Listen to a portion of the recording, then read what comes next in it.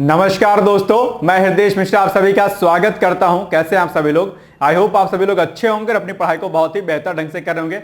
देखिए, हम लोग आज दरअसल उत्तर प्रदेश विशेष का जो आपका समसामयिकी होता है, अर्थात जो यूपी स्पेशल का जो हमारा करंट अफेयर्स होता है, उसको आज हम लोग करेंगे और उस पर आधारित जो वह वैकल्पीय प्रश्न होते हैं, अर्थात जो ऑब्जेक्टिव प्रश्न होते हैं, उसको हम लोग करेंगे। आप जानते होंगे जो आपकी आगामी जो परीक्षा है, चाहे वो पीसीएस की परीक्षा है आपकी और चाहे आपकी आरआरबी की परीक्षा है, दोनों परीक्षाओं के लिए दरअसल जो यूपी स्पेशल का कंटेंट है वो ठीक ठाक मात्रा में पूछा जाता है। इसके अलावा अगर हम लोग एक दिवसीय परीक्षाओं की बात करते हैं, क्योंकि आप सभी लोग वनडे एग्जाम भी कहीं ना कहीं देते होंगे या अदर स्टेट का भी एग्जाम देते होंगे। खैर, अदर स्टेट को तो आप छोड़ दीजिए, लेकिन जो उत्तर प्रदेश के जो आपके वनडे एग्जाम होते हैं, यूपी ट्रिपल के या जो अन्य एग्जाम होते हैं, उनमें दरअसल उत्तर प्रदेश विशेष से संबंधित जो प्रश्न होते हैं वो कहीं ना कहीं देखने को मिलते हैं। तो हम लोग आज उसको करेंगे। और आप जानते होंगे ये जो करंट अफेयर्स है, हम लोग ये फरवरी माह और जो अभी आपका मार्च है, मिड मार्च तक का जो उत्तर प्रदेश विषय से संबंधित जो प्रश्न है उसको हम लोग करेंगे। और इसका डिटेल्स दरअसल दिवाकर सर ने ऑलरेडी कराया हुआ, लेकिन हम इसको ऑब्जेक्टिव फॉर्म में अर्थात बहुविकल्पीय फॉर्म में करेंगे। क्योंकि आप जानते होंगे कि आयोग अपना ट्रेंड बदल रहा है कहीं ना कहीं, अर्थात उसके जो प्रश्नों की पूछे जाने की जो प्रकृति है, नेचर है, वो कहीं ना कहीं क्या हो रहा है, बदल रहा है। तो ऐसे में हम लोग उस बदलते हुए आधार पर, बदलते हुए पैटर्न के आधार पर हम लोग उत्तर प्रदेश विशेष के प्रश्नों को देखेंगे, जिस प्रकार से हम लोग दैनिक रूप से जो करंट अफेयर्स करते हैं उसको देखते हैं। ठीक है, चलिए आगे बढ़ते हैं हम लोग। आपको एक मैं सूचना दे दूं कि दरअसल डिकोड एग्जाम की तरफ से ये हमारा कुछ प्रोग्राम चल रहा है जो कि आपके एग्जाम के लिए बहुत ही महत्वपूर्ण है। आप जानते होंगे डिकोड एग्जाम ने इस वर्ष से जो क्या शुरू किया है, उत्तर प्रदेश जो आपका परीक्षा है, उत्तर प्रदेश की पीसीएस परीक्षा, यानी कि यूपी पीसीएस जिसको हम लोग कहते हैं, तो यूपी पीसीएस का हम लोगों ने बैच लॉन्च किया हुआ है। इंटीग्रेटेड बैच है ये हमारा।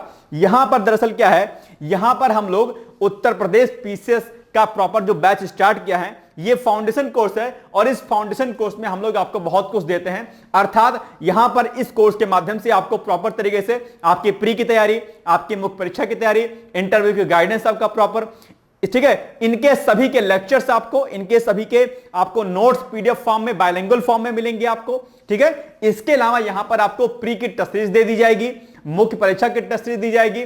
इसके अलावा डेली जो है आपको प्रैक्टिस कराया जाएगा ऑब्जेक्टिव क्वेश्चन का, डेली मुख्य परीक्षा की प्रैक्टिस आपको कराई जाएगी, आंसर राइटिंग की प्रैक्टिस कराई जाएगी। ठीक है, और सबसे बड़ी बात है कि यहां पर आपको प्रीवियस ईयर क्वेश्चन जो पेपर होते हैं आपके प्रारंभिक परीक्षा के अर्थात प्री एग्जाम के और मेंस एग्जाम के जो आपके क्वेश्चन पेपर होते हैं, उन क्वेश्चंस को भी आपको क्लास के माध्यम से ही दरअसल क्या किया जाएगा, टीचर के द्वारा जो है आपको वहां पर समझा दिया जाएगा कि विगत वर्षों में मुख्य परीक्षा में इस टॉपिक से संबंधित यह प्रश्न जो है देखने को मिले हैं और संभावित जो प्रश्न होंगे, जो एक्सपेक्टेड क्वेश्चंस होंगे मेंस के या प्री के, वो भी आपको दरअसल बताए जाएंगे। ठीक है, और बेसिक से यहां पर स्टार्ट होगा, बेसिक से हम लोग पढ़ाएंगे, क्योंकि बहुत सारे अभ्यर्थी ऐसे होते हैं जो ग्रामीण पृष्ठभूमि से संबंधित होते हैं, तो उनके लिए भी कोई तकलीफ ना हो, कोई समस्या ना हो, उन चीजों को ध्यान में रख करके इस कोर्स को लॉन्च किया गया है। और आपको बता दूं कि दरअसल इस पर अभी ऑफर भी चल रहा है, तो आप लोग कोर्स को ज्वाइन कर सकते हैं। जो भी हमारे टीचर्स होंगे, वेल एक्सपीरियंस टीचर्स होंगे, वो आपको पढ़ाएंगे। 18 महीने की इसकी कोर्स की वैलिडिटी होगी।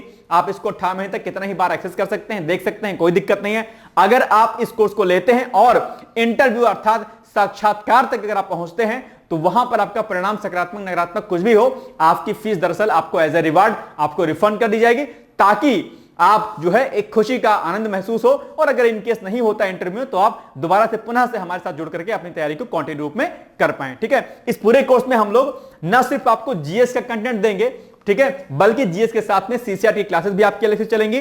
सीसेट के साथ साथ में जो है आपको जो है निबंध और हिंदी के भी क्लासेस अलग से आपको कराई जाएंगे। ठीक है, ये सूचना हो गई और इसके लिए आप 8604409201 पर आप इसे संपर्क कर लीजिएगा। ठीक है, अगर हम बात दूसरे कोर्स की करते हैं, तो यहां पर हम लोग पीसीएस के माध्यम से 12,000 प्लस प्रश्नों को कराते हैं, अर्थात ये पीसीएस की हमारी टेस्ट सीरीज होती है। यहां पर भी आप देखेंगे तो हम लोग टॉपिक वाइज डेली टॉपिक को हम लोग डिवाइड कर देते हैं और उस टॉपिक के आधार पर आपको एक दिन में 25 प्रश्न, अगले दिन दो टॉपिक से 50 प्रश्न, संडे को आपका करंट अफेयर्स का 50 क्वेश्चन का टेस्ट होता है, जो कि आप आधे घंटे 1 घंटे में सारे टॉपिक को आप रेडी कर सकते हैं केक को और अपनी तैयारी को बेहतर ढंग से कर सकते हैं। ठीक है, तो ये आप लोग इसको भी ज्वाइन कर सकते हैं और अभी भी इस पर जो है 26 मार्च तक जो है ऑफर है, आप इसको भी जोड़ सकते हैं। इसको प्रोग्राम से जुड़ करके अपनी तैयारी को बढ़िया तरीके से कर सकते हैं। अगर हम लोग बात करते हैं दूसरे कोर्स की पीसेस की, तो यहां पर उत्तर लेखन कार्यक्रम भी चला जाता है, अर्थात पीसेस का मेंस का आंसर राइटिंग कराया जाता है। तो आप लोग पीसेस की मुख्य परीक्षा की अगर तैयारी कर रहे होंगे तो आप जानते होंगे कि पीसेस के लिए सबसे महत्वपूर्ण है कि आप उत्तर लेखन डेली करें। अगर आप दैनिक रूप से उत्तर लेखन नहीं करते हैं तो कहीं ना कहीं क्या है, ये आपके लिए समस्या के रूप में आपको सामने देखने को मिलेगा। तो उत्तर लेखन कार्यक्रम भी चलाया जा रहा है, जहां पर आपको 10 क्वेश्चन डेली दिया जाता है। 5 क्वेश्चन सुबह आपको दिया जाएगा विथ मॉडल आंसर, शाम को 5 क्वेश्चन दिया जाएगा बिना मॉडल आंसर के। शाम वाले प्रश्न को आपको लिखना है, उसको भी हमारे पीडीएफ बना करके भेज देना है। आपकी कॉपी पर प्रॉपर चेक होगी, कॉपी आपकी, उस पर प्रॉपर आपको फीडबैक दिया जाएगा 48 आवर के अंदर। ठीक है, तो ये प्रोग्राम भी बहुत अच्छा है और इस पर आप लोग जो है डायरेक्टली इस नंबर से हमसे संपर्क करके आप जो है अपनी क्वेरी कर सकते हैं और इस प्रोग्राम से जुड़ सकते हैं। इसके अलावा जो आरओ एआरओ की अभ्यर्थी हैं, इनके कोर्सेज पर 50% का दरअसल डिस्काउंट चल रहा है प्रॉपर तरीके से। कितने का? 50% का। और 50% के डिस्काउंट के लिए आप यहां पर देख पा रहे होंगे जितने कोर्स हमारे दिए गए हैं, चाहे हमारा फाउंडेशन कोर्स है वो अभी 3500 में मिल रहा है विथ ऑफर। ठीक है, प्रीलिम्स का कोर्स हमारा 2000 में मिल रहा है, मेंस का कोर्स हमारा 2250 में मिल रहा है, वीडियो टेस्ट सीरीज हमारी 9000 क्वेश्चंस की जो है 600 में मिल रही है, आरओ की टेस्ट सीरीज हमारी 750 में मिल रही है और हिंदी का जो टेस्ट है केवल हिंदी का वो 350 में मिल रहा है। इन सभी कोर्सेज पर 50% के साथ में हमने यहां पर आपको प्राइस बताया हुआ है और ये जो आपका ऑफर है 26 मार्च तक है। ध्यान दीजिएगा इस बात को आप लोग। ठीक है, तो ये आपके लिए एक सूचना थी जो कि आपको मुझे बताई थी। आइए अब हम लोग क्या करते हैं, आज का हमारा जो पहला प्रश्न है, पहला प्रश्न देखिए अभी कि जनजातीय सांस्कृतिक समागम के संदर्भ में निम्नलिखित कथनों पर विचार करिए। ठीक है, पहला जो क्वेश्चन है वो क्या है कि इस समागम का आयोजन प्रयागराज में 6 से 10 फरवरी जो है तक किया गया। ठीक है, अब देखो जनजातीय सांस्कृतिक समागम, ये अभी हाल ही में इसका आयोजन किया गया था। ठीक है, जनजातियों का सम्मेलन है और जो हमारे जो जनजाति होते, जो आदिवासी होते हैं, उनके प्रमुख नेता बिरसा मुंडा होते हैं, आप ये भी जानते होंगे। ठीक है, तो यह समागम बिरसा मुंडा की 130वीं जयंती पर आयोजित किया गया था। ठीक है, आपको बताना है कि उपरोक्त कथनों में से कौन सा से कथन सत्य है या नहीं सही, मतलब कौन सा कथन इसमें क्या है, राइट है। तो आप देखेंगे कि दरअसल ये जो समागम आयोजित किया गया था, जनजातीय सांस्कृतिक समागम जिसको हम लोग बोलते हैं, दरअसल इसमें अगर आप देखेंगे तो ये जो कथन है आपका दूसरा वाला, ये सही नहीं है। क्यों नहीं सही है? क्योंकि अगर आप उत्तर देखेंगे तो उत्तर में क्या दिखेगा, ऑप्शन नंबर ए केवल सही है। ठीक है, क्योंकि ये 150वीं जयंती के उपलक्ष्य में किया गया था, 130वीं पर नहीं किया गया था। ठीक है, तो यहां पर केवल एक कथन क्या है, सही है। ध्यान दीजिएगा, इन्हीं प्रकार के प्रश्न आपके एग्जाम में देखने को मिलेंगे, तो आप लोग को बहुत अच्छे तरीके से इस प्रकार के प्रश्नों पर जो है अपनी पकड़ को मजबूत बनानी है। ठीक है, तो पहला कथन आपका सही हो जाएगा, दूसरा कथन आपका रॉन्ग हो जाएगा। और क्या पूछा है, कौन सा कथन सत्य है? तो सत्य आपका केवल एक है, यानी कि ऑप्शन नंबर ए क्या हो जाएगा आपका, राइट हो जाएगा। कोई दिक्कत यहां पे? चलिए, बिल्कुल सही बात है। अब इस प्रश्न की हम लोग थोड़ा सा व्याख्या देख लेते हैं। तो प्रयागराज में दरअसल इसका आयोजन किया गया और कब किया गया इसका आयोजन, यह आपके लिए बहुत महत्वपूर्ण है, क्योंकि कई बार स्थान और स्थान के साथ में आपका डेट पूछ लेता है। तो 6 से 10 फरवरी 2025 के मध्य में, यानी कि अभी हाल ही में जो है इसका आयोजन किया गया था। 1 महीना पहले दरअसल इसका आयोजन किया गया था। ठीक है, 100 महीना पहले। इस समागम का आयोजन भारतीय वनवासी कल्याण जो आश्रम है के द्वारा किया गया था। तो कई बार क्या होता है, जब प्रमुख कोई आयोजन किया जाता है तो उस प्रमुख आयोजन का आयोजन करता कौन सी एजेंसी या कौन सा मंत्रालय या कौन सा संगठन होता है, ऐसा प्रश्न भी आपके एग्जाम पूछा जाता है। तो आप लोग इस वनवासी कल्याण आश्रम को भी आप लोग क्या करिएगा, याद कर लीजिएगा। यह समागम बिरसा मुंडा की 150वीं जयंती पर आयोजित किया गया था। बिरसा मुंडा के ऊपर आप जानते होंगे कि अगर आप मुख्य परीक्षा में जाएंगे तो वहां पर आपके प्रश्न पूछा जाता है, बिरसा मुंडा पर टिप्पणी पूछी जाती है और बिरसा मुंडा ने जो आंदोलन चलाया था उन आंदोलन के बारे में भी आपके एग्जाम में प्रश्न जो है देखने को मिलता है। ठीक है, तो बिरसा मुंडा को आप लोग क्या करिएगा, तैयार कर लीजिएगा। ये मैं आपको टास्क देता हूं, ये मैं आपको होमवर्क देता हूं कि आप लोग इसको रेडी कर लीजिएगा। राइट, चलिए आगे बढ़ते हैं हम लोग। इस समागम का उद्देश्य क्या था, देश भर के आदिवासी समुदायों की परंपरा और संस्कृति को लोगों तक पहुंचाना था। इसमें 15,000 से अधिक आदिवासी समाज के व्यक्तियों ने भाग लिया था। आप जानते होंगे आदिवासियों की संस्कृति और परंपराओं को बचाए रखने के लिए भारत सरकार के साथ साथ में संबंधित राज्य सरकार ने जो है व्यापक स्तर पर प्रोग्राम एंड प्रोसेस को चलाती हैं, जिससे दरअसल आदिवासियों को जो है संरक्षित किया जा सके। चलिए आगे बढ़ते हैं हम लोग। अब प्रश्न नंबर 2 है, एनएसडीसी अंतरराष्ट्रीय अकादमी के संदर्भ में निम्नलिखित कथनों पर विचार करें। नंबर 1 है, इस अकादमी की स्थापना नोएडा में की गई है। दूसरा, इस अकादमी की स्थापना केंद्रीय कृषि एवं किसान कल्याण मंत्रालय के सहयोग से की गई है। दरअसल ये जो एनएसडीसी अंतरराष्ट्रीय अकादमी है, ठीक है, इसकी स्थापना नोएडा में की गई, ठीक है, ठीक है, लेकिन ये जो आपका दूसरा कथन है ये दरअसल गलत है। ये इसकी स्थापना दरअसल केंद्रीय कृषि एवं किसान कल्याण मंत्रालय के द्वारा नहीं की गई है, इसके सहयोग से नहीं की गई। क्या है इसका सही उत्तर, आइए हम इसको आगे देखते हैं। तो इसका उत्तर क्या हो जाएगा, बी हो जाएगा, क्योंकि क्या पूछा है कि कौन सा कथन देखो असत्य है। तो ये दूसरा वाला कथन क्या है, असत्य है, ठीक है, और स्थापना नोएडा में की गई है। तो अब इसको हम लोग आइए एक्सप्लेनेशन में डिटेल्स में देखते हैं कि इसका सही उत्तर क्या होगा। तो एनएसडीसी, जिसको हम लोग क्या बोलते हैं, इसको बोलते हैं राष्ट्रीय कौशल विकास निगम, ठीक है। हो सकता है कि आपसे फुल फॉर्म इसका पूछ ले, कई बार जो महत्वपूर्ण संगठन होते हैं उनका फुल फॉर्म आपसे पूछ लेता है। तो ध्यान रखिए कि राष्ट्रीय कौशल विकास निगम से है। इस निगम की अंतरराष्ट्रीय अकादमी की स्थापना नोएडा में की गई थी। कब की गई भैया, 6 फरवरी 2025 को की गई। अकादमी का उद्घाटन कौशल विकास एवं उद्यमिता एवं शिक्षा राज्य मंत्री क्या जयंत चौधरी के द्वारा किया गया, ना कि जो है इस मंत्रालय के सहयोग से किया गया, जो कि यहां पर लिखा गया है, तो ये रॉन्ग है आपका, ठीक है। चलिए आगे, यह जर्मनी, जापान, इजराइल जैसे देशों की कौशल मार्गों के अनुरूप विशेष प्रशिक्षण कार्यक्रम प्रदान करते हुए उत्कृष्टता केंद्र के रूप में स्थापित किया गया है। इस केंद्र में प्रतिवर्ष 1000 युवाओं को उच्च स्तर का कौशल प्रदान किया जाएगा। आप जानते होंगे वर्तमान चाहे राज्य सरकार हो चाहे केंद्र सरकार हो, युवाओं को कौशल प्रदान करने के लिए अर्थात युवाओं को दरअसल क्या स्किल प्रदान करने के लिए कई प्रकार के प्रोग्राम चलाती है, जैसे कि स्किल इंडिया कार्यक्रम आप जानते होंगे, ठीक है। और अभी प्रधानमंत्री इंटर्नशिप योजना की भी शुरुआत की गई है, आप जानते होंगे। प्रधानमंत्री इंटर्नशिप योजना के अनुसार क्या है, जो 21 से 24 वर्ष के जो युवा हैं उनको क्या किया जाएगा, अलग अलग इंडस्ट्री में उनको कौशल प्रदान किया जाएगा और उसके माध्यम से उनको नौकरी दी जाएगी और उनको 6000 रुपए की एक मुफ्त राशि भी दी जाएगी। आप जानते होंगे प्रधानमंत्री जो है आपका जो योजना है प्रधानमंत्री स्किल योजना, मैंने आपको दैनिक रूप से जो करंट अफेयर में कराता हूं वहां पर मैंने उसको कराया हुआ है। तो उसी प्रकार से ये भी एक दरअसल क्या है, राष्ट्रीय कौशल विकास निगम है। यह राष्ट्रीय कौशल विकास निगम दरअसल युवाओं को क्या करेगा, प्रशिक्षित करेगा, उनको कौशल प्रदान करेगा, जिससे वो क्या हो, अपने पैरों पर खड़े हो सके, ठीक है। चलिए आगे बढ़ते हैं हम लोग।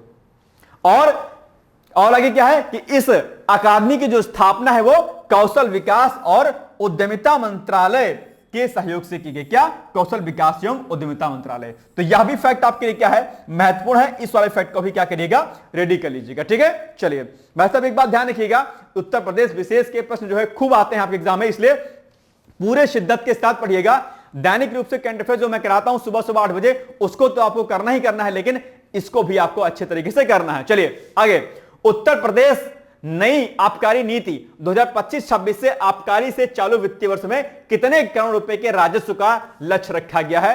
आप जानते होंगे शराब नीति अपने आप में खतरनाक चीज है, ठीक है। हालांकि सरकार दरअसल क्या कहती है, इस पर एक नीति बना रही है और सरकार का टारगेट क्या है इस बार कि भैया इस आबकारी नीति से लगभग क्या है, इसका जो टारगेट है 55,000 करोड़ रुपए का है कि भैया शराब से इतना हमें फायदा हो।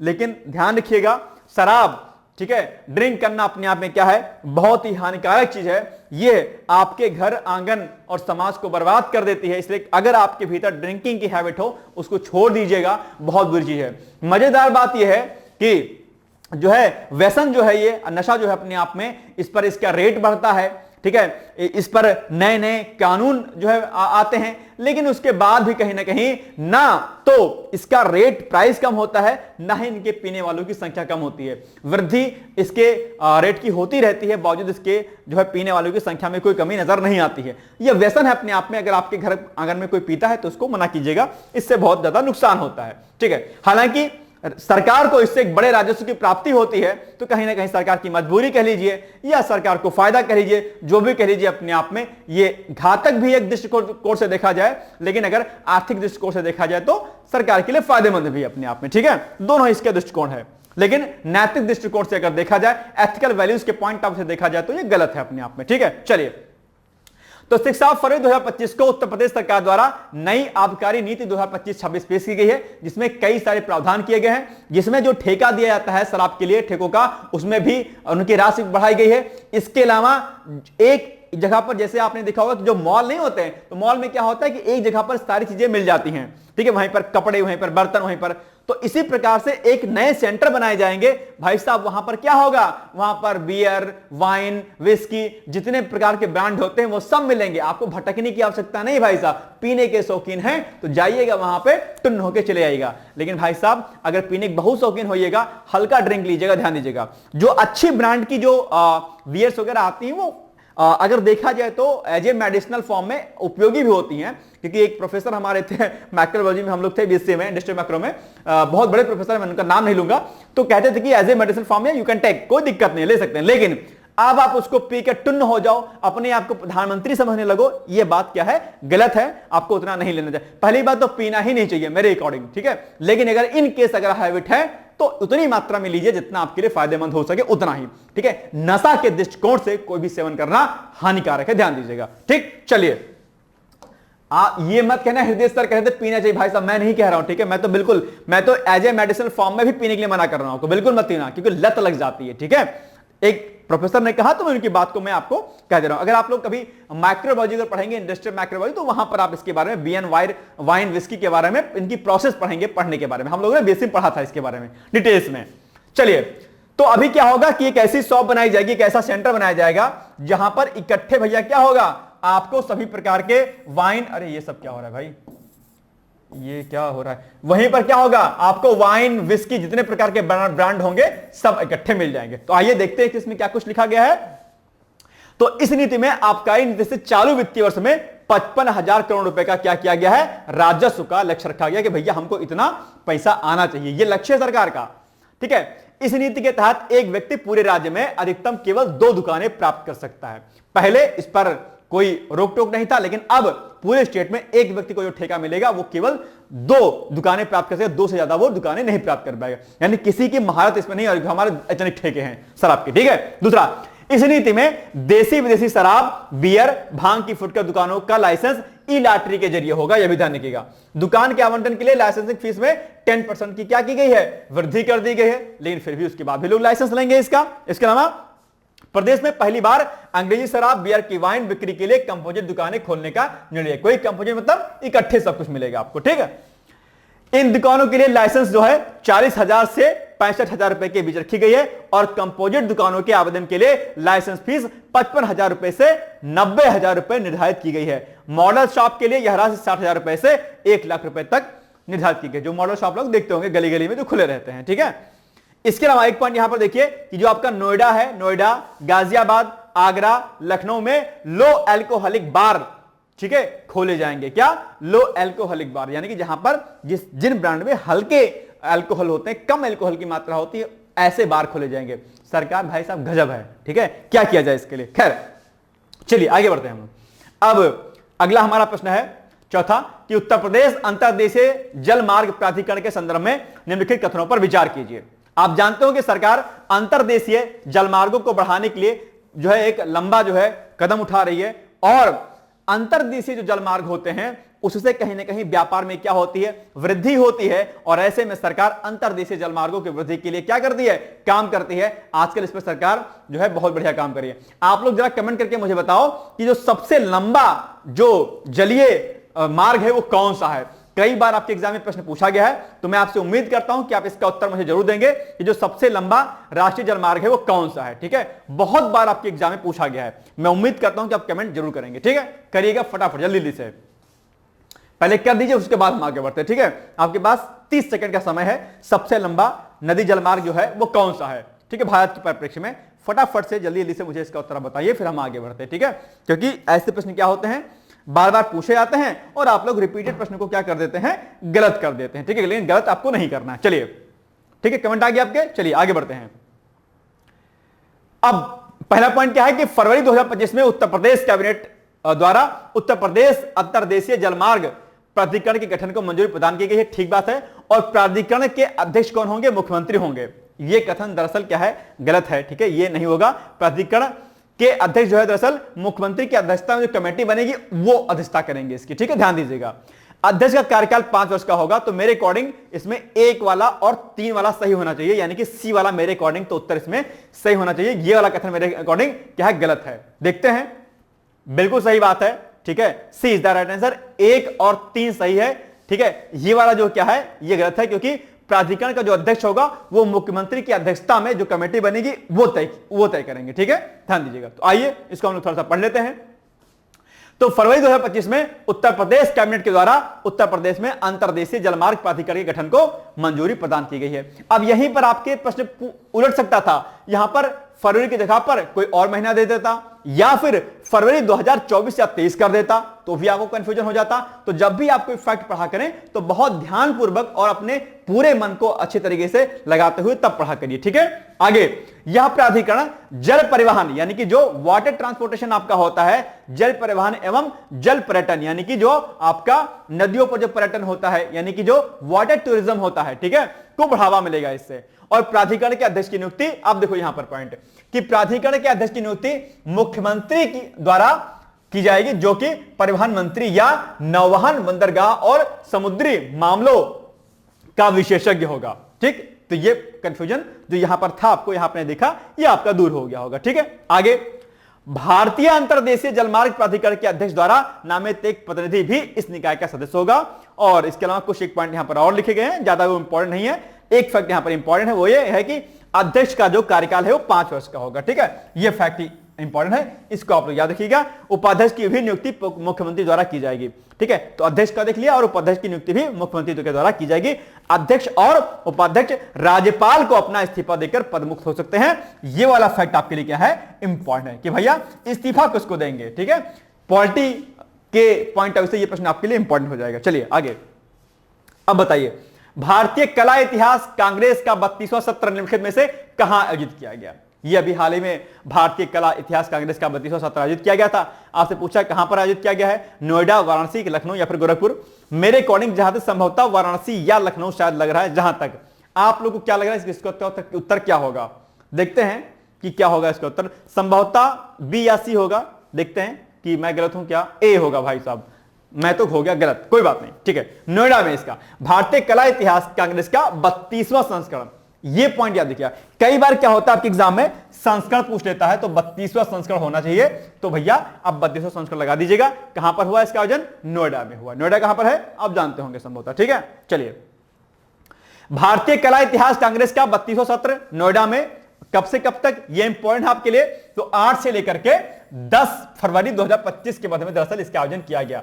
ध्यान दीजिएगा, बहुत बार मैं कहता हूं कि फैक्चुअल डेटा, खासकर आरओ के एग्जाम में फैक्चुअल डेटा खूब पूछा जाता है, तो इसको रेडी कर लीजिएगा। ठीक है, इसके अलावा सम्मेलन का आयोजन केंद्रीय संस्कृति मंत्रालय के तहत भारतीय विरासत संस्थान द्वारा किया गया था। ठीक, इस सम्मेलन की थीम जो कि आपके एग्जाम के लिए महत्वपूर्ण है, थीम पर खूब प्रश्न पूछा जाता है। ठीक है, थीम चाहे वो पर्यावरणीय दिवसों की हो या किसी अन्य सम्मेलन की हो, थीम आप लोग हमेशा क्या करिएगा, थीम अर्थात जिसको हम विषय बोलते हैं हिंदी, उसको आप लोग अच्छे से तैयार कीजिएगा। तो इस वर्ष की जो थीम है वो क्या है, कला और संस्कृति में भारतीय महाकाव्यों का प्रतिपादन। ये इस वर्ष की क्या है, थीम है, याद रखना है आपको। ठीक है, सम्मेलन का उद्घाटन किसने किया था। कई बार आपके एग्जाम में उद्घाटनकर्ता कौन है ऐसा प्रश्न भी पूछ लेता है। तो उद्घाटनकर्ता कौन है आपके, केंद्रीय संस्कृति और पर्यटन मंत्री कौन है, गजेंद्र शेखावत। गजेंद्र शेखावत के द्वारा दरअसल इस सम्मेलन का जो है उद्घाटन किया गया था। सम्मेलन का उद्देश्य क्या है, मोटो क्या है, महाकाव्यों पर आधारित कलात्मक अभिव्यक्तियों के विविध रूपों को उजागर करना और मौखिक, पाठ्य और दृश्य माध्यमों के माध्यम से महाकाव्यों की प्रसिद्धि का अध्ययन करना था। तो ये कुछ चीजें इंपॉर्टेंट है। और इसके अलावा अगर हम बात करते हैं भारतीय कला इतिहास कांग्रेस की स्थापना वर्ष की, तो इसकी स्थापना वर्ष होती है, इसकी स्थापना होती है 1992 में गुवाहाटी में की गई थी। तो यह फैक्ट भी आपके लिए इंपॉर्टेंट है। हो सकता है कि भारतीय कला इतिहास कांग्रेस की स्थापना वर्ष भी आपसे पूछ ले। ठीक है, तो 1992 में गुवाहाटी में की गई थी, याद रहेगा पॉइंट या फैक्ट आपको। चलिए आगे, फरवरी 2025 में अयोध्या के श्री राम मंदिर के किस जो है मुख्य पुजारी का निधन हो गया। यह भी प्रश्न आपके एग्जाम में के लिए इंपॉर्टेंट है, क्योंकि जिनका निधन हुआ है, जिन पुजारी का, जिन महात्मा का, प्रसिद्ध व्यक्ति रहे हैं और राम मंदिर के निर्माण में उनकी एक अहम भूमिका रही है। और ऐसे में कहीं ना कहीं प्रश्न बन सकता है। आप जानते होंगे राम मंदिर को लेकर के सरकार कितनी सेंसिटिव रहती है और ऐसे में प्रश्न बनना स्वाभाविक है। तो आप बताइए कि किनका भी निधन हो गया है। तो आचार्य जो सत्येंद्र दास हैं, ऑप्शन नंबर सी जो आपका है, इनका भी हाल ही में आचार्य महेंद्र सत्येंद्र दास जी का निधन हो गया है, या कोई और हैं, देखते हैं उत्तर में क्या है।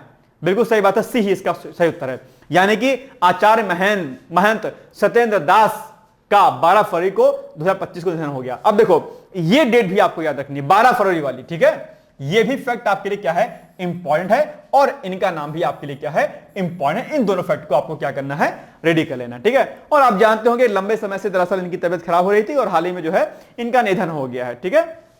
चलिए, रामलला की प्राण प्रतिष्ठा होने के बाद से ही वह जो है, जो आपका भव्य राम मंदिर जो बना हुआ है, उसके ये मुख्य पुजारी के रूप में इनकी नियुक्ति की गई थी, ठीक है। चलिए आगे, काशी तमिल संगमम 3.0 के संदर्भ में निम्नलिखित कथनों पर विचार कीजिए।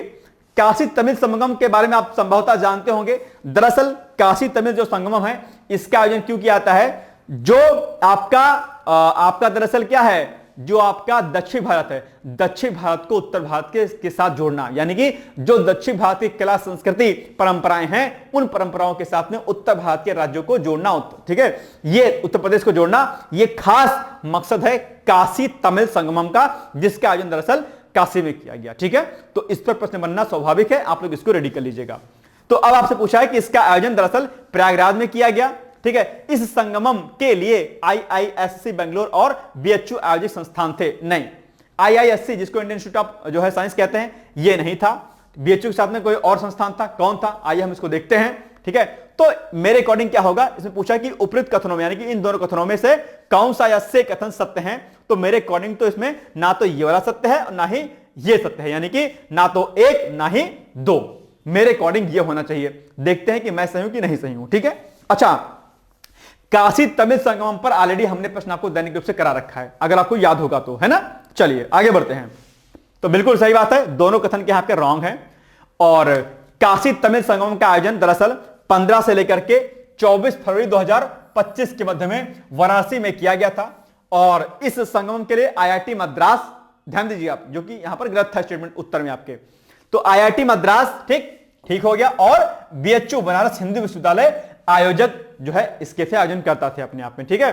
और इस वर्ष के आयोजन का मुख्य विषय सिद्ध चिकित्सा प्रणाली, शास्त्रीय तमिल साहित्य में ऋषि अगस्त्यर के महत्वपूर्ण योगदान और राष्ट्र की सांस्कृतिक एकता में उनके योगदान पर दरअसल प्रकाश डाला गया। तो ये कुछ महत्वपूर्ण बिंदु थे, बाकी आप लोग इसको अपने पीडीएफ में अच्छे तरीके से पढ़ लीजिएगा, ठीक है। ऑलरेडी पीडीएफ आपको दे दी जाएगी। चलिए, काशी तमिल संगमम में पांच श्रेणियों में तमिलनाडु के 1000 प्रतिनिधियों ने भाग लिया, और काशी तमिल संगमम का पहला जो संस्करण है वो नवंबर-दिसंबर में 2022 में आयोजित किया गया था, ठीक है। ये तीसरा संस्करण था 3.0। और आप जानते होंगे कि अगर दक्षिण भारत की हम बात करते हैं तो अपने आप में आज भी अगर हम रियल भारत की अगर बात करते हैं तो कहा जाता है वास्तविक जो भारत है, अगर आपको देखना है तो आप दक्षिण भारत जाइए, वहां पर आपको भारत की कला संस्कृति और परंपराओं के बारे में बखूबी जो है जानकारी आपको वहां पर मिलेगी। तो कभी जाइए, दक्षिण भारत को घूमने का मौका मिले तो आप जरूर जाइएगा वहां पर। चलिए नेक्स्ट है 38वें राष्ट्रीय खेल के संदर्भ में निम्नलिखित कथनों पर विचार कीजिए। इसका आयोजन उत्तराखंड में किया गया था, बिल्कुल सही बात है, ये उत्तराखंड में किया गया था, ठीक है। इसमें उत्तर प्रदेश ने 56 पदक जीते, ठीक है, यह भी सही है।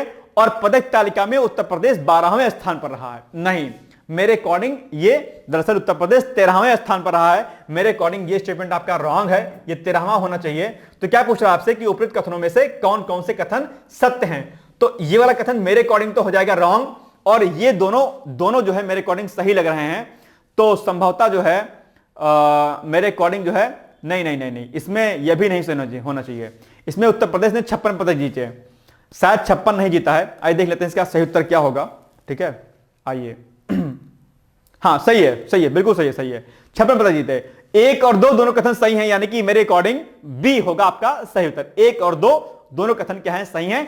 उत्तर प्रदेश ने 56 पदक जीतने के साथ 13वां स्थान प्राप्त किया है, ठीक है। तो अब यहां पर क्या लिखा है, 12वां स्थान लिखा है, इसलिए यह वाला स्टेटमेंट आपका हो जाएगा रॉन्ग। और क्या पूछा है, कौन सा कथन सत्य है? तो आपका 1 और 2 दोनों कथन क्या हो जाएंगे, सत्य हो जाएंगे, ठीक है। चलिए बिल्कुल सही बात है, B is the right answer, ठीक। चलिए अब व्याख्या इसकी लिखी हुई है।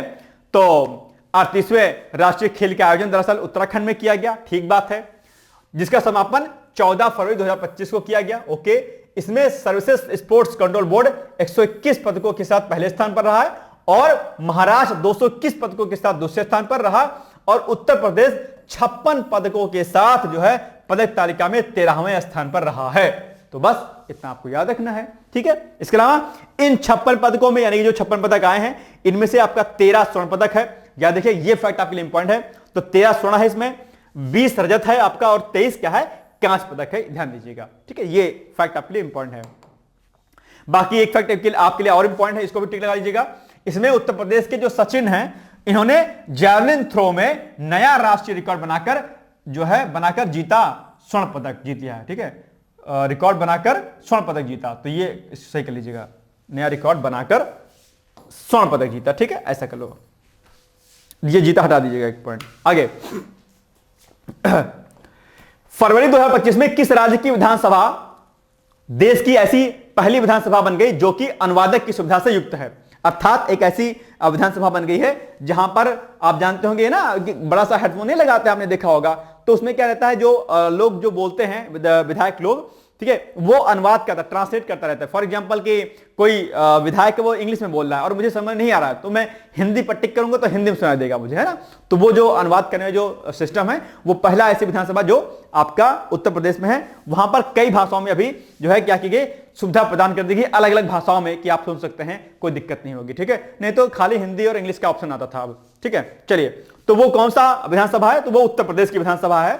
और उत्तर प्रदेश विधानसभा में दरअसल अवधि, क्या अवधि, ब्रज, भोजपुरी, बुंदेलखंडी और अंग्रेजी के अनुवाद के रिहर्सल जो है इसमें किया गया है। और अभी इस प्रस्ताव को जैसे मंजूरी मिलती है वैसे डन कर दिया जाएगा। ठीक है, चलिए, अच्छा, मुझे एक उत्तर बताओ आप लोग फटाफट, जिसका प्रश्न कई बार आपके एग्जाम पूछाता है। उत्तर प्रदेश विधानसभा के सीट कितनी है टोटल? यूपी विधानसभा की सीट कितनी? उत्तर प्रदेश में विधानसभा की सीट कितनी है? मुझे इसका उत्तर दीजिए। और एक प्रश्न और पूछा जाता है, उत्तर प्रदेश लोकसभा सीटों की संख्या कितनी है? ठीक है, यूपी लोकसभा सीटों की संख्या कितनी, यूपी लोकसभा की सीटें कितनी है? कई बार यहां से प्रश्न जो है आपको देखने को मिलता है, यूपी लोकसभा की सीट कितनी है। ठीक है, इसका उत्तर भी आप लोग क्या करिएगा, मुझे बताइएगा। ठीक, चलिए आगे बढ़ते हैं हम लोग। उत्तर प्रदेश बजट 2025-26 के संदर्भ में निम्नलिखित कथनों पर विचार कीजिए। यह बजट 10 फरवरी 2025 को पेश किया गया। मेरे अकॉर्डिंग 20 फरवरी को शायद पेश किया गया था, जहां तक मुझे लगता है। ठीक है, बिल्कुल सही बात है, 20 फरवरी को पेश किया गया था। तो मेरे अकॉर्डिंग रियल स्टेटमेंट क्या हो गया, रॉन्ग हो गया। दूसरा, बजट का आकार जो है 80,087, ठीक है, 8,87,036 करोड़ रुपए था। बिल्कुल सही बात है, ये एकदम सही है। और बजट में राजकोषीय घाटा 2.97 अनुमानित किया गया है।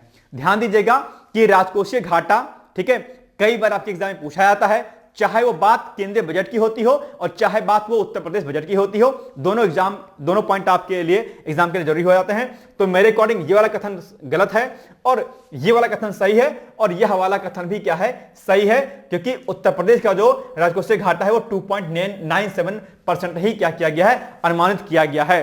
तो अब आपसे क्या पूछ रहा है कि उपरोक्त कथनों में कौन कौन से कथन सत्य हैं? तो भैया 1 और 2 दोनों कथन क्या है, सत्य हैं। आप देखेंगे कुट में कहां पर है 1 और 2, तो देखिएगा मेरे अकॉर्डिंग 1 और 2 कहां पर है, 1 और 2 ए वाले पॉइंट पर है। अब देखते हैं कि क्या सही है कि गलत है। नहीं, रुको, गलत हो गया। यह बजट 10 फरवरी 2025 को पेश किया गया, नहीं, ये तो रॉन्ग हो गया ना, ये रॉन्ग हो गया।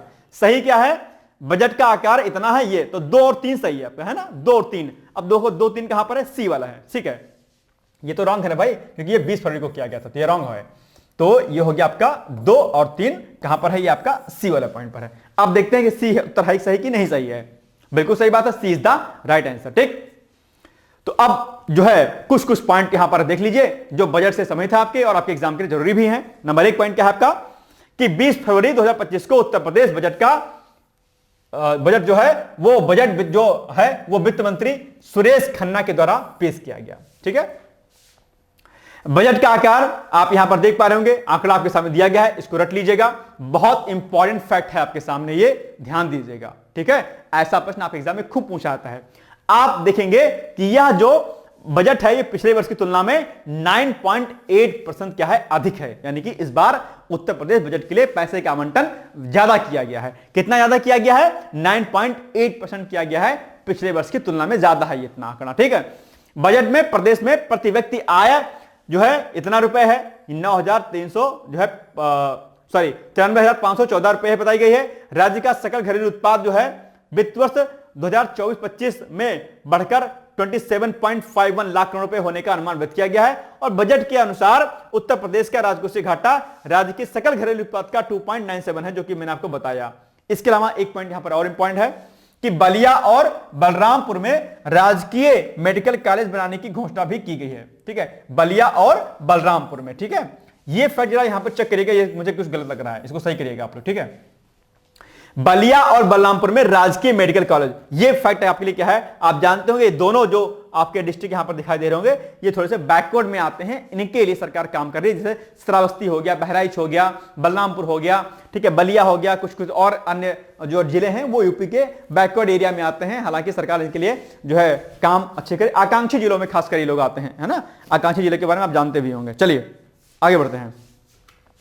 अब बताइए, पार्वती अर्गा पश्चिम बिहार के संदर्भ में लिखित कथनों पर विचार कीजिए।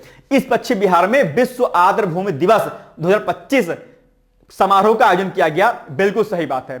आप जानते होंगे कि वर्ल्ड वेटलैंड डे अर्थात विश्व आर्द्र भूमि दिवस कब मनाया जाता है? 2 फरवरी को मनाया जाता है। क्या? 2 फरवरी को क्या मनाया जाता है? विश्व आर्द्र भूमि दिवस मनाया जाता है। विश्व आर्द्र भूमि दिवस 2025 की थीम क्या है भाई साहब? ये जरा मुझे आप लोग कमेंट करके बताइएगा, क्योंकि इसकी थीम अक्सर आपके एग्जाम में पूछी जाती है, तो मैं उम्मीद करता हूं कि आप इसका उत्तर जरूर बताएंगे। विश्व आर्द्र भूमि वेटलैंड के बारे में आप लोग बखूबी जानते होंगे कि वो स्थान जो क्या होते हैं, दलदली रूप में होते हैं, और जिसमें क्या होती है, जो बायोडायवर्सिटी जो होती है, क्या जो वहां की जो बायोडायवर्सिटी होती है वो क्या होती है, रिच होती है। यानी कि वह स्थान, दलदली स्थान जहां पर जैव विविधता प्रचुर मात्रा में पाई जाती है, वो स्थान क्या होते हैं, जो है आर्द्र भूमियां होती हैं, जो जैव विविधता के दृष्टिकोण से रिच होती हैं, अपने आप में समृद्ध होती हैं।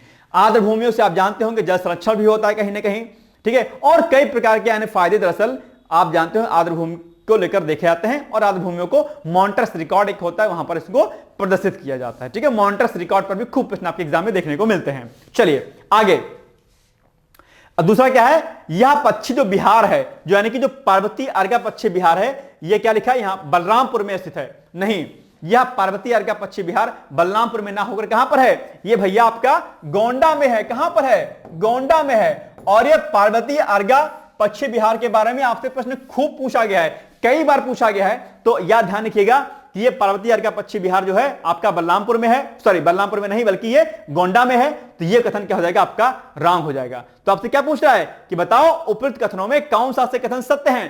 तो मेरे अकॉर्डिंग तो केवल एक सत्य हमको दिख रहा है इसमें से, दूसरा वाला कथन क्या है, गलत है। तो ऑप्शन नंबर मेरे अकॉर्डिंग तो हो जाएगा भैया एक, केवल एक सही हो जाएगा। अब देखते हैं कि हम सही है कि नहीं सही है। तो हम सही हैं और आप भी सही हो, हम सही तुम सही। ठीक है, एक गाना भी है ना कि हम सनम हम तुम सही, हम सही तुम सही, लेकिन आजकल कोई सही नहीं होता है। ठीक है, सब गड़बड़ झाला हो जा रहा है, किसी के चक्कर में मत पड़िएगा। चलिए व्याख्या, प्रतिवर्ष 2 फरवरी को विश्व आर्द्र भूमि दिवस मनाया जाता है। बिल्कुल सही बात है, जानते होंगे आप। इस दिवस के अंतर्गत केंद्रीय पर्यावरण, वन एवं जलवायु जो मंत्रालय है आपका, ठीक है, उनके द्वारा पार्वती अर्गा पश्चिम बिहार में समारोह का आयोजन किया गया। इस बार का जो आयोजन था वो पार्वती अर्गा पश्चिम जो आपका बिहार है उसमें किया गया था, जो कि आपके गोंडा में अवस्थित है। गोंडा वाले जो भैया होंगे वो सब लोग जानते होंगे इसके बारे में। ठीक है, और बहुत बार प्रश्न यहां से पूछा गया है। पार्वती अर्गा पश्चिम बिहार गोंडा में स्थित रामसर स्थल है। आप रामसर स्थलों के बारे में भी आप लोग खूब जानते होंगे।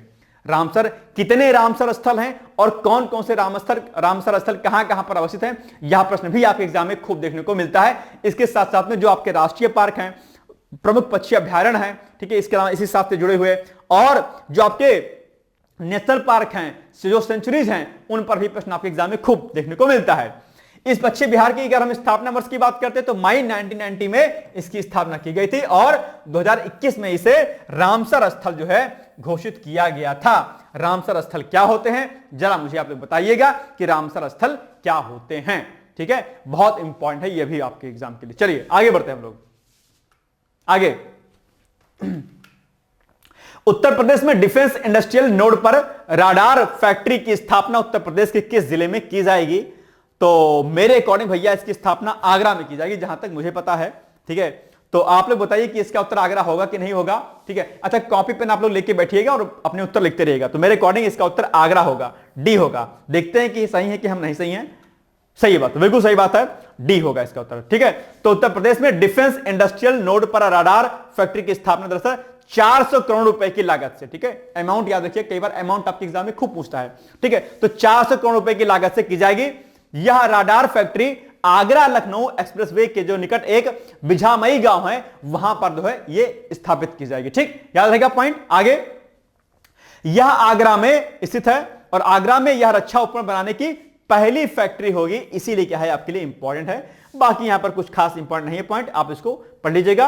और उत्तर प्रदेश में डिफेंस इंडस्ट्रियल कॉरिडोर बनाया जा रहा है, जिसमें आपका अलीगढ़ है, आगरा है, झांसी है, चित्रकूट है, कानपुर है और लखनऊ में बनाया जा रहा है। ठीक है, क्या उत्तर प्रदेश में डिफेंस इंडस्ट्रियल कॉरिडोर। यह फैक्ट आपके लिए खूब जरूरी है।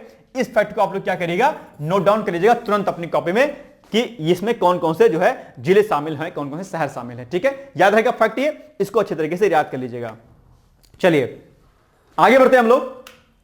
नेक्स्ट है, उत्तर प्रदेश में नए एक्सप्रेसवे के संदर्भ में निम्नलिखित कथनों पर विचार कीजिए। अभी हाल ही में आप जानते होंगे 7 नए एक्सप्रेसवे को सरकार ने मंजूरी प्रदान कर दी है, आप जानते होंगे। ठीक है, इन एक्सप्रेसवे के निर्माण पर लगभग 20,000 करोड़ रुपए की दरअसल लागत आएगी। तो यह कथन सही है क्या? मेरे अकॉर्डिंग लगता है कि नहीं, 20,000 करोड़ जो अमाउंट है वो कम है, इसमें लगभग 50,000 करोड़ रुपए का खर्चा आएगा, लागत आएगी। तो मेरे अकॉर्डिंग तो जो दूसरा वाला कथन है वो गलत है मेरे अकॉर्डिंग। ठीक है, ये गलत है, पहला वाला सही मुझे लग रहा है। और अब नीचे क्या पूछ रहा है आपसे कि उपयुक्त कथनों में से कौन सा या से कथन असत्य है, यानी कि रॉन्ग स्टेटमेंट कौन सा है। तो मेरे अकॉर्डिंग भैया ये जो दूसरा वाला दिख रहा है ये क्या है, रॉन्ग है। तो मेरे अकॉर्डिंग तो भैया ऑप्शन नंबर बी होगा चाहिए सही। देखते हैं कि हम सही कि गलत हैं। ठीक, बिल्कुल सही बात है, B is the right answer. ठीक, आइए देखते हैं। तो अभी हाल ही में कैबिनेट ने, उत्तर प्रदेश कैबिनेट ने जो है 2025 में उत्तर प्रदेश में 7 नए एक्सप्रेसवे के निर्माण को मंजूरी प्रदान कर दी है। और ये जो बड़े बड़े एक्सप्रेसवे होते हैं उन्हीं के साथ में इनकी कनेक्टिविटी जो है की जाएगी। ठीक है, और इनकी जो कुल लंबाई है वो 866 किलोमीटर है, यानी कि 866 किलोमीटर की जो है इसकी लंबाई टोटल है, आप जानते होंगे। और ये प्रदेश के 56 जिलों को जोड़ेंगे। इन 7 एक्सप्रेसवे के नाम हैं, कौन कौन से एक्सप्रेसवे हैं आप लोग पढ़ लीजिएगा इसको। Chitrakoot link expressway, Jhansi link expressway, Jewar link expressway, Vindhya expressway, Lucknow link expressway और आगरा लखनऊ गंगा एक्सप्रेसवे।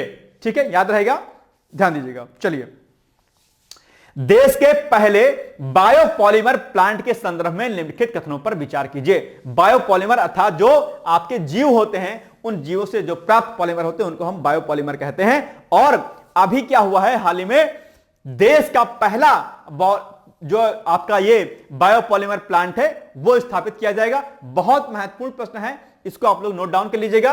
तो क्या लिखा है कि इस प्लांट की स्थापना दरअसल श्रावस्ती में की जाएगी। मेरे अकॉर्डिंग ये वाला कथन क्या हो जाएगा, रॉन्ग हो जाएगा। क्यों रॉन्ग हो जाएगा? क्योंकि देश के पहले बायोपॉलीमर प्लांट की स्थापना दरअसल श्रावस्ती में ना होकर के मेरे अकॉर्डिंग जहां तक मुझे याद है इसकी स्थापना दरअसल लखीमपुर खीरी में की जा रही है। कहां पर? लखीमपुर खीरी में की जा रही है, जहां तक मुझे याद है। तो अगर लखीमपुर खीरी में स्थापित की जा रही है, दैट मीन्स कि इट्स स्टेटमेंट इज रॉन्ग। दूसरा, हिंदुस्तान शुगर मिल्स लिमिटेड इसकी स्थापना करेगी। मेरे अकॉर्डिंग यह भी रॉन्ग है, लेकिन जहां तक मुझे याद है शायद बलरामपुर जो आपकी मिल है वो इसकी स्थापना कर रही है। वो तो मेरे अकॉर्डिंग दोनों कथन होने चाहिए रॉन्ग। ठीक है, तो 1 और 2 दोनों कथन क्या है आपके सत्य पूछा है ना, कौन सा सत्य है? तो ना तो 1 सत्य है ना तो 2 सत्य है। मेरे अकॉर्डिंग डी होना चाहिए। ठीक है, क्या होना चाहिए? मेरे अकॉर्डिंग डी होना चाहिए। अब देखते हैं कि मैं सही हूं कि गलत हूं। ठीक है, क्योंकि इसमें मुझे दोनों कथन सही नहीं लग रहे हैं, या यह सही है, देखते हैं। ठीक है, देखते हैं, टेस्ट करते हैं अपना, है नहीं? चलो, क्या है? डी है, बिल्कुल सही बात है भैया, बिल्कुल सही बात है। डी ही होगा इसका क्या सही उत्तर। ठीक है, क्या होगा? कहां गया भाई साहब, कहां गया? ये देखो डी, यानी कि ना तो 1 सही है ना तो 2 सही है। तो क्या सही है? तो श्रावस्ती जहां पर लखीमपुर खीरी होगा और यहां पर बलरामपुर शुगर मिल्स होगा। ठीक है, आइए देखते हैं। देश का पहला, ठीक है, बायोपॉलीमर प्लांट 22 फरवरी 2025 को लखीमपुर खीरी में स्थापित किया गया। ठीक है, डेट याद रखिएगा। और डिस्ट्रिक्ट लखीमपुर खीरी आप जानते होंगे उत्तर प्रदेश में सबसे ज्यादा क्षेत्रफल वाला क्या है, जिला है। ठीक है, पता है कि नहीं पता है? और इसी से जुड़ा हुआ जिला क्या है? सीतापुर है। सीतापुर के लड़के बहुत सारे लखनऊ में रहते हैं। और लखीमपुर से जुड़ा हुआ एरिया क्या है आपका? दरअसल आपका जो है ये आपका बहराइच है। और लखीमपुर खीरी नेपाल बॉर्डर पर भी पड़ता है, आप जानते होंगे। ठीक है, चलिए, इसकी आधारशिला दरअसल उत्तर प्रदेश के मुख्यमंत्री कौन है? योगी आदित्यनाथ ने रखी। और इसे बलरामपुर शुगर मिल्स लिमिटेड के द्वारा स्थापित किया जाएगा। यह भी फैक्ट है जो कि यहां पर प्रश्न में गलत लिखा हुआ था। ठीक है, चलिए, इसके निर्माण पर लगभग 2850 करोड़ रुपए का खर्च आएगा और यह प्लांट जैविक तरीके से पॉलीमर उत्पादन का कार्य करेगा। ठीक है, चलिए आगे। नेक्स्ट है, निम्नलिखित में से किस शोध केंद्र द्वारा सौर निर्जलीकरण प्रौद्योगिकी का विकास किया जाएगा? देखो, सौर निर्जलीकरण, ठीक है, सौर मतलब क्या? सोलर, ठीक है, क्या? सोलर। और निर्जलीकरण मतलब क्या? डिहाइड्रेशन, अपने डिहाइड्रेशन टेक्निक यानी कि सोलर डिहाइड्रेशन टेक्निक या टेक्नोलॉजी के माध्यम से जो है काफी कुछ फायदा किसानों को दिया जाएगा। आपसे प्रश्न पूछ रहा है कि निम्नलिखित में से किस शोध केंद्र द्वारा सौर निर्जलीकरण प्रौद्योगिकी का विकास किया गया है? तो दरअसल यह विकास किया गया है जो आईआईटी आपका साथ कानपुर है, उसकी संस्था क्या है? रंजीत सिंह रोजी शिक्षा केंद्र के द्वारा। ये सोलर जो आपका डिहाइड्रेशन, ये आपका प्रौद्योगिकी है, यानी कि जो सौर निर्जलीकरण प्रौद्योगिकी है, इसमें क्या होता है? इसमें दरअसल किसान जो उनके वेजिटेबल्स होते हैं, जो सब्जियां होती हैं, क्या? जो सब्जी होती है और जो उनके क्या होते हैं? फल होते हैं, उनको दरअसल इस टेक्निक के माध्यम से क्या किया जाता है? सुखाया जाता है, ताकि ये फिर मार्केट में जाएं और इनको उनकी उन फसल और उन सब्जियों का दाम जो है उचित रूप में मिल सके। ठीक है, वेट ना रहें, गीली ना रहें, वो सूखी हुई रहें अच्छी तरीके से। और चूंकि गीली रहेंगे तो खराब होने के भी चांसेस क्या होते हैं? बढ़ जाते हैं। तो सौर निर्जलीकरण प्रौद्योगिकी के माध्यम से किसानों की आय दूनी करने के हेतु दरअसल इस संस्थान को जो है काफी ज्यादा, इस टेक्निक को काफी ज्यादा प्रमोट किया जा रहा है। ठीक है, तो अभी हाल ही में इसका विकास किया गया है रंजीत सिंह रोजी शिक्षा केंद्र के द्वारा। ठीक है, याद रहेगा पॉइंट ये। आगे बढ़ते हैं हम लोग।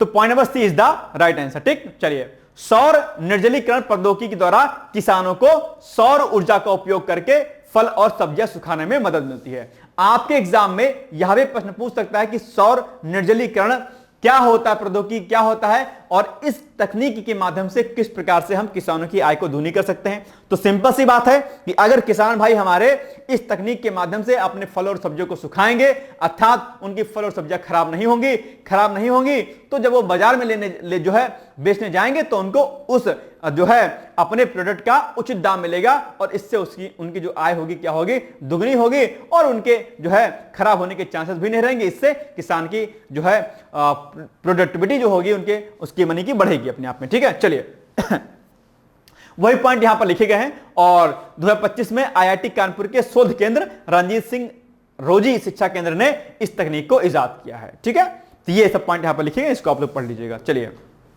और इस तकनीक से परिचित होने के लिए किसान भाइयों को 30 दिन का ट्रेनिंग भी दिया जाएगा, 30 दिन का प्रशिक्षण भी दिया जाएगा। ठीक है, ताकि जो है इस तकनीक से वो लोग परिचित हो सकें। ओके, आइए आगे। हाल की घोषणा के अनुसार उत्तर प्रदेश के कितने नगर निगमों को सोलर सिटी के रूप में परिवर्तित किया जाएगा? कुल कितने नगर निगम हैं? ठीक है, तो आप जानते होंगे 17 नगर निगमों को दरअसल सोलर सिटी के रूप में क्या किया जाएगा? जो है परिवर्तित किया जाएगा, यानी कि जो भी वो सिटी होंगी वहां पर सोलर पैनल लगाए जाएंगे। और आप जानते हो कि अक्षय ऊर्जा के मामले में, नवीकरणीय ऊर्जा स्रोत के मामले में सरकार व्यापक स्तर पर काम कर रही है। और इसी के रेफरेंस में आप जानते होंगे कि प्रधानमंत्री मुफ्त बिजली, सौर बिजली हर घर योजना चला रही है, उसके बारे में भी आप लोग पढ़ते होंगे।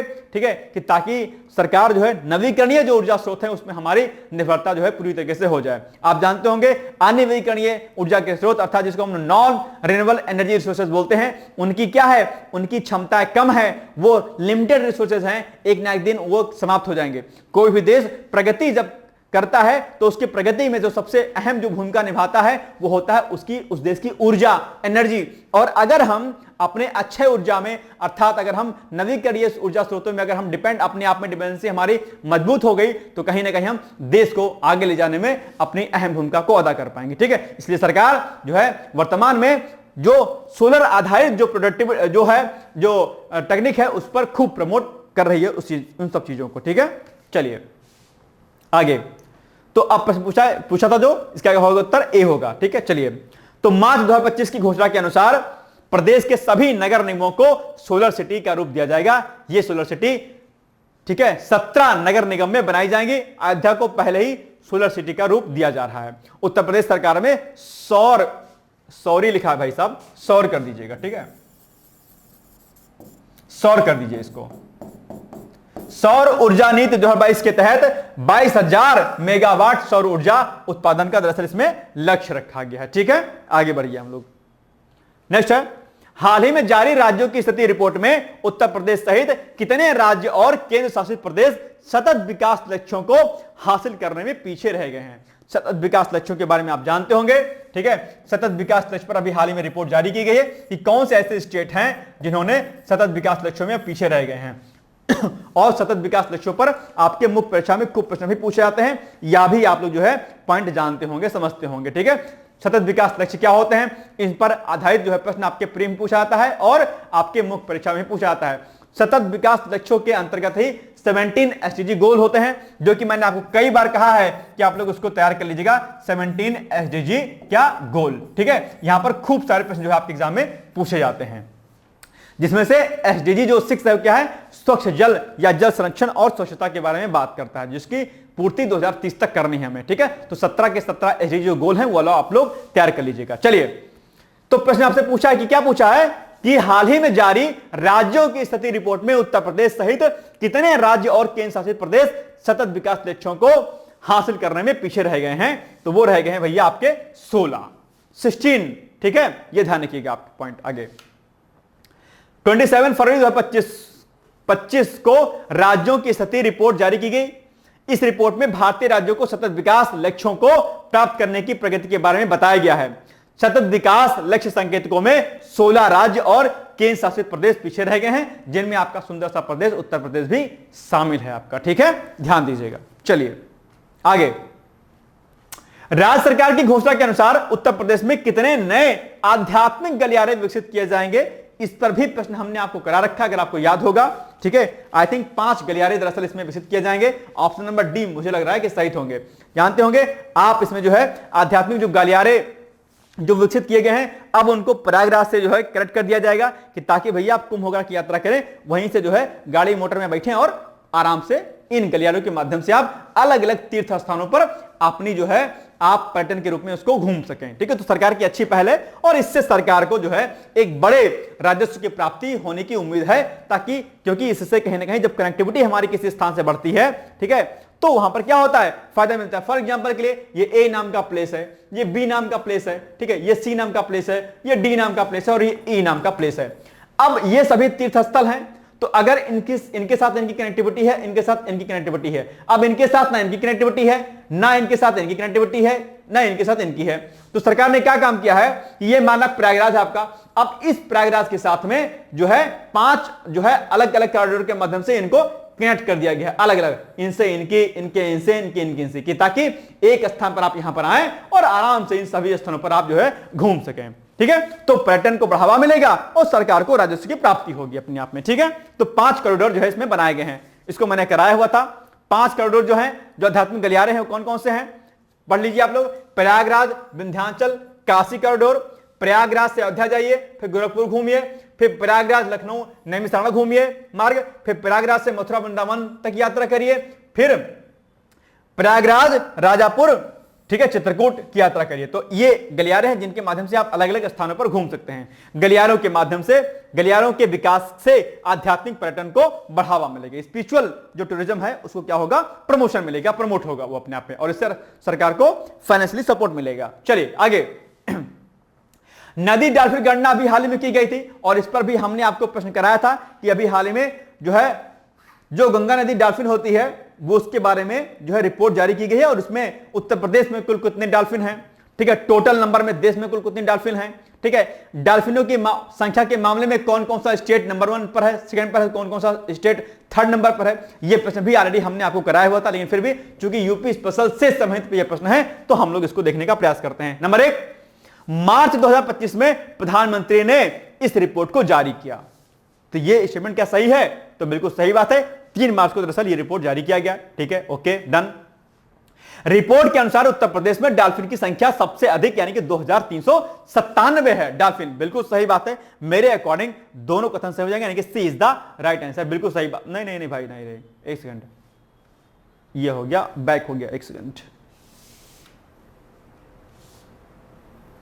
हाँ ठीक है, सी इज द राइट आंसर, क्योंकि दोनों कथन के आपके सही हैं। ठीक है, आप जानते होंगे ये जो हमारी गंगा नदी डॉल्फिन है, तो अभी कुछ समय पूर्व क्या हुआ था कि जो गंगा नदी डॉल्फिन है उसकी संख्या क्या हुई थी, डॉल्फिन की संख्या क्या हुई थी, कम हो गई थी, बहुत ज्यादा क्या हुई थी, कम हो गई थी। ठीक है, इसके लिए फिर क्या हुआ आप जानते होंगे, नमामि गंगे प्रोग्राम चलाया गया, आप सभी लोग जानते होंगे।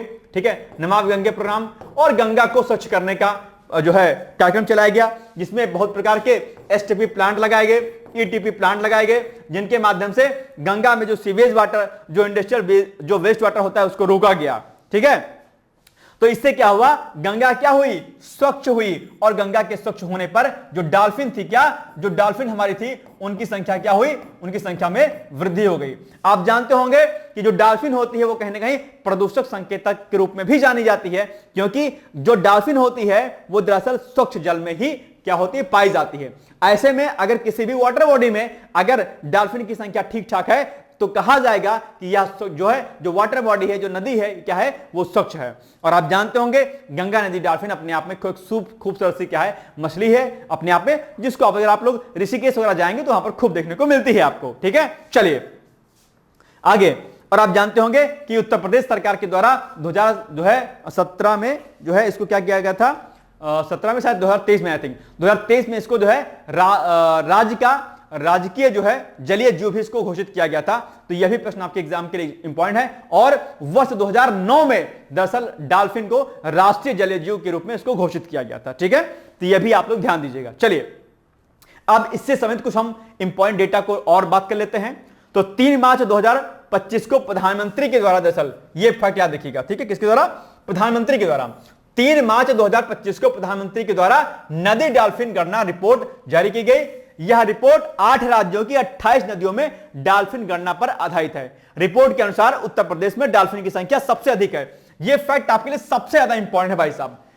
जितनी गणना की गई उन गणना के आधार पर नदी, गंगा नदी है, उनमें उत्तर प्रदेश का स्थान क्या है, प्रथम स्थान पर है, जहां पर 2397 डॉल्फिन जो है पाई गई हैं। तो नंबर 1 आप, चूंकि ये उत्तर प्रदेश के लिए एक बड़ी उपलब्धि है और ये प्रश्न आपके लिए इंपॉर्टेंट है। उत्तर प्रदेश के बाद स्थान बिहार का आता है, जहां पर 2220 डॉल्फिन पाई गई हैं, और इसके बाद फिर पश्चिम बंगाल में 815 डॉल्फिन पाई गई हैं, और फिर चौथे स्थान पर आपका असम आता है। ध्यान दीजिएगा।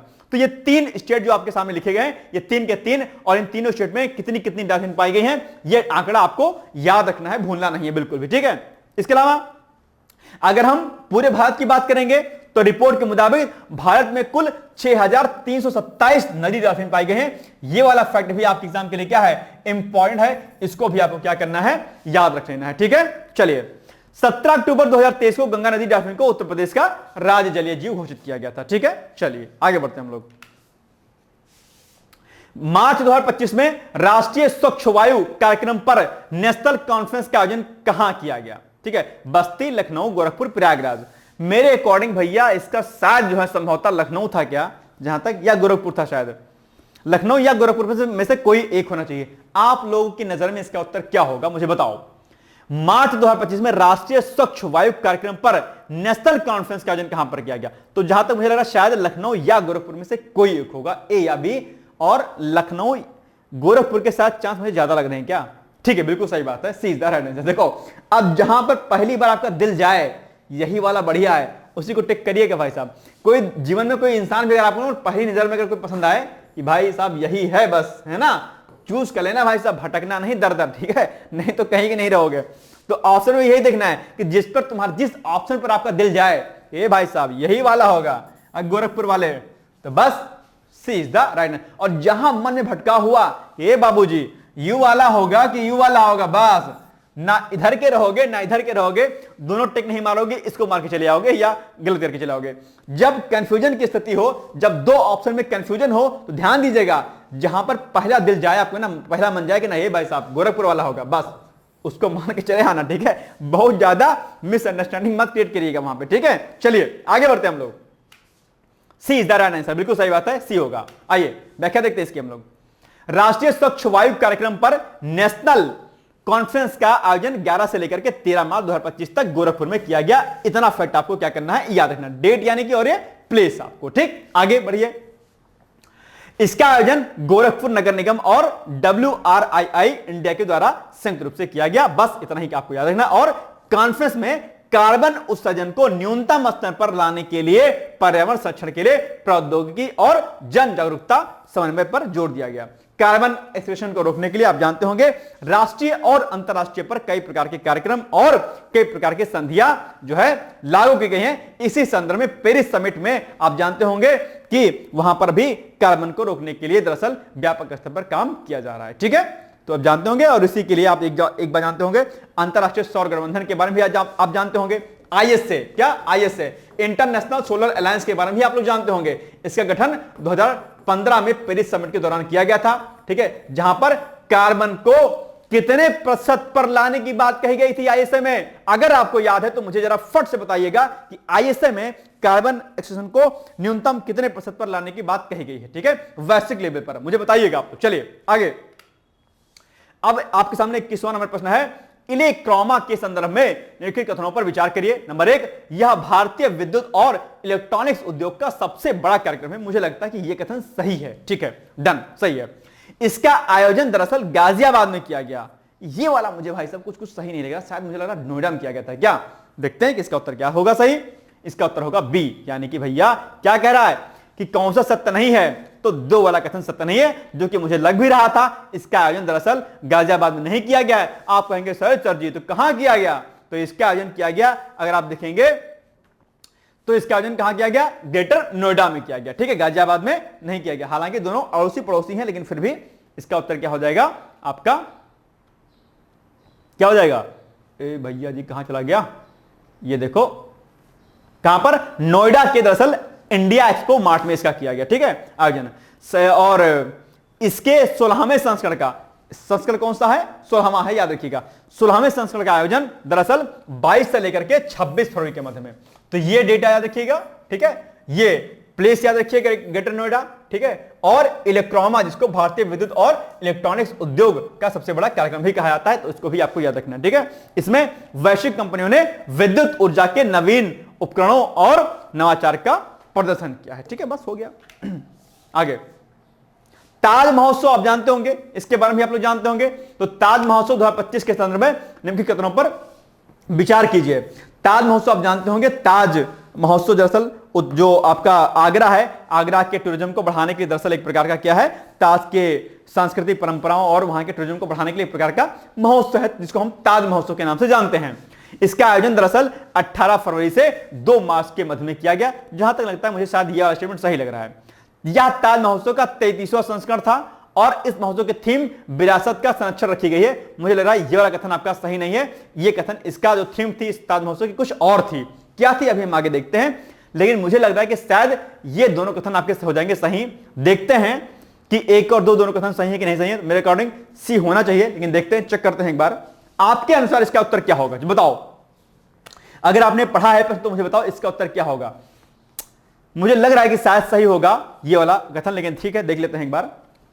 सी, ठीक है, बिल्कुल सही बात है, सी इज द राइट आंसर। यानी कि आपका 1 और 2 दोनों कथन सही है, ये वाला कथन नहीं सही है। यानी कि ताज महोत्सव की थीम विरासत का संरक्षण नहीं थी, तो आप कहेंगे सर तो फिर थीम क्या थी, थीम थी धरोहर। क्या थी, धरोहर थी।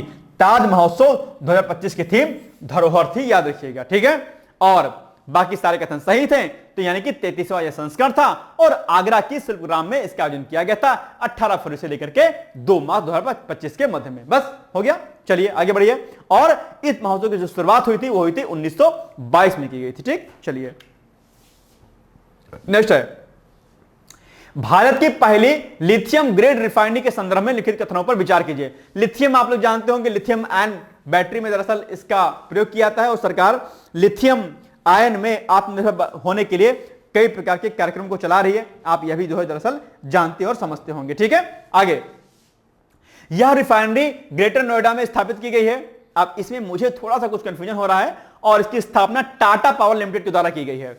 अब टाटा पावर लिमिटेड के द्वारा की गई नहीं की गई भैया, एओ भैया युग को हमको तो लग रहा हो का गलत, रॉन्ग लग रहा है हमको। टाटा पावर ने शायद मुझे लग रहा है इसकी स्थापना नहीं की है, और ग्रेटर नोएडा में शायद रिफाइनरी के साथ स्थापना ग्रेटर नोएडा में की गई। तो मुझे लग रहा है केवल एक होना चाहिए सही, जहां तक मुझे लग रहा है।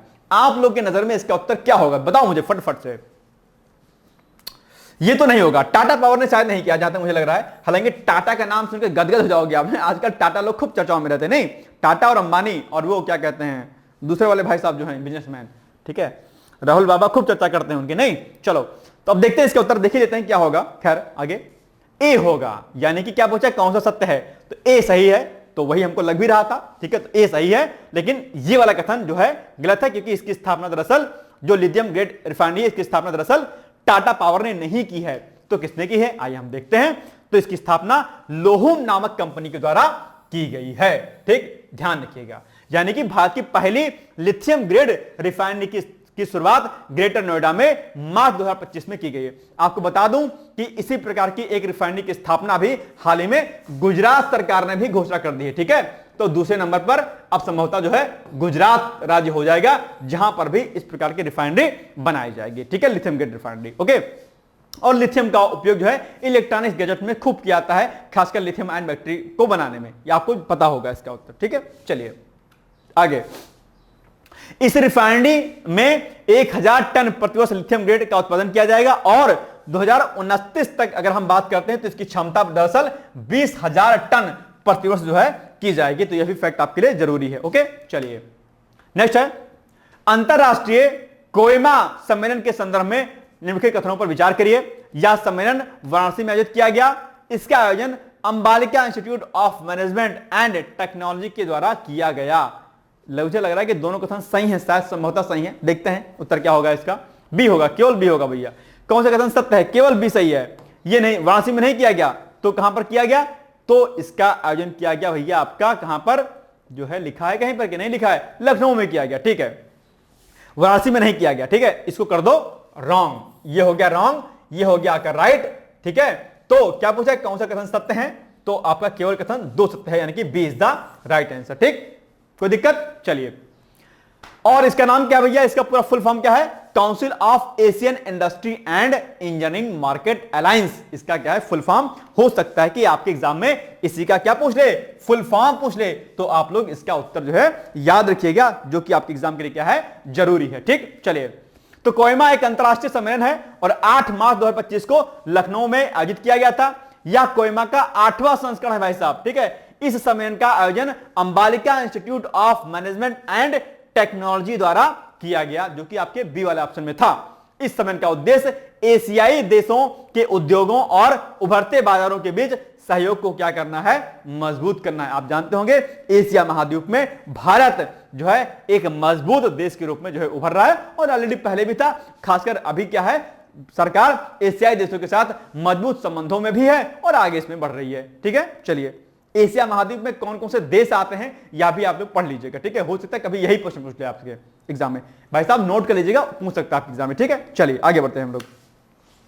अब लास्ट क्वेश्चन आपके सामने, मार्च 2025 में किस जिले में अत्याधुनिक मल्टी मॉडल लॉजिस्टिक पार्क की स्थापना के लिए राष्ट्रीय राजमार्ग रसद प्रबंधन लिमिटेड और भारतीय अंतरदेशीय जलमार्ग प्राधिकरण के बीच समझौता ज्ञापन पर हस्ताक्षर किए गए हैं?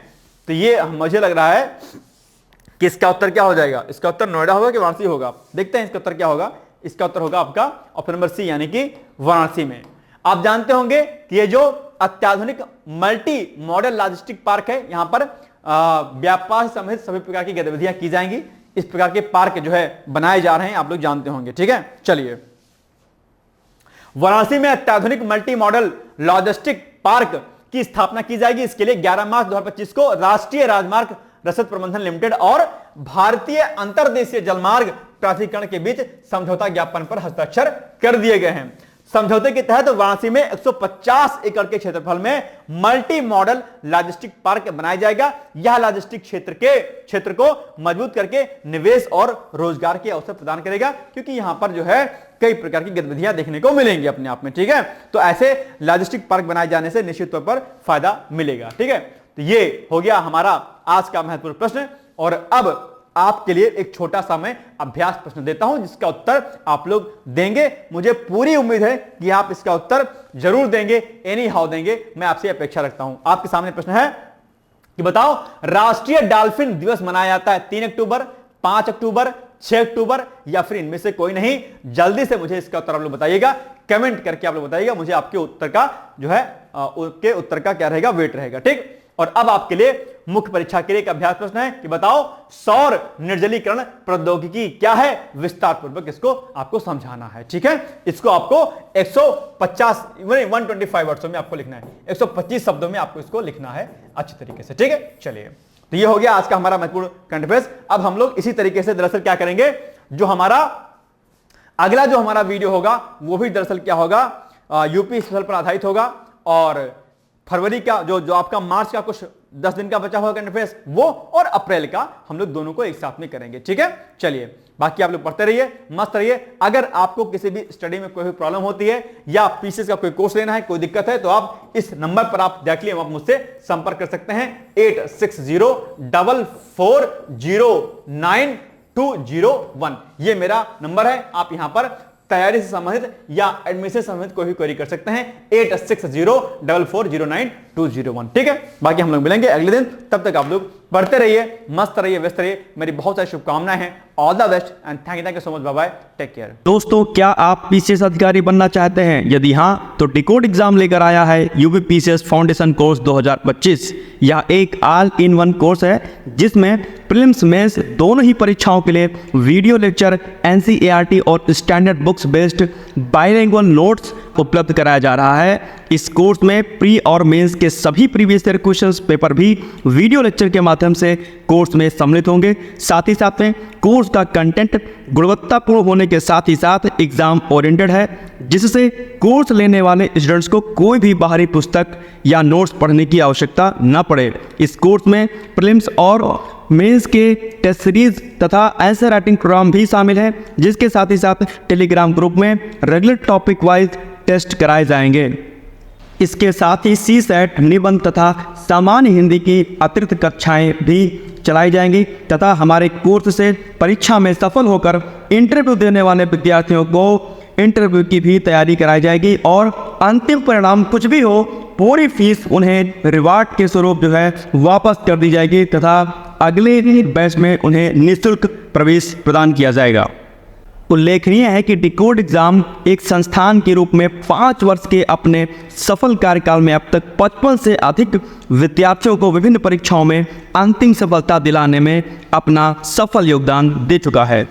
इस कोर्स की फीस 15,000 रुपये निर्धारित की गई है, लेकिन पहले प्रवेश देने वाले 100 विद्यार्थियों को 3,000 रुपये की विशेष छूट दी जा रही है। और अधिक जानकारी के लिए हमारे संस्थान के नंबर 6307495944 पर संपर्क करें।